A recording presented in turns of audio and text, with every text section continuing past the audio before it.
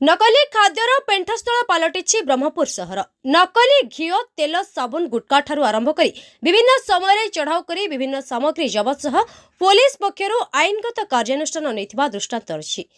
आज सेहीपरि विश्वस्त सूत्रु खबर पाई ब्रह्मपुर बड़बजार थाना तरफ स्थानीय पाणिग्राही पेंठठारे एक आचार कारखाना नकली आचार प्रस्तुत होता नहीं सूचना पाई बड़बजार थानाधिकारी सौभाग्य कुमार स्वाईं नेतृत्व में टीम पहुंची विपुल परिमाण नकली आचार जबत करने सह पिंटू साहू नामक युवक को गिरफ्त करथिबा नै खबर संग्रह सुधा जଣାपड़ी।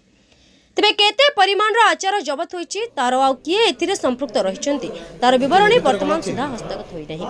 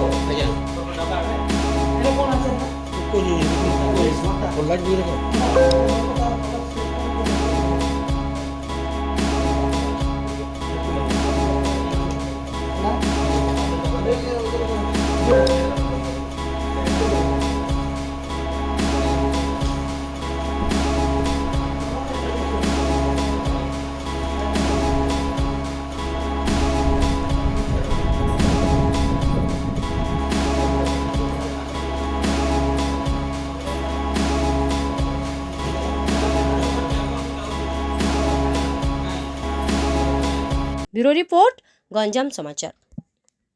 गंजाम समाचार आपणकर लेटेस्ट खबर पई लाइक शेयर सब्सक्राइब एवं फॉलो करंतु। गंजाम समाचार फेसबुक यूट्यूब ट्विटर पेज को अधिक तथ्य पई विजिट करंतु आम वेबसाइट www.ganjamsamachar.com।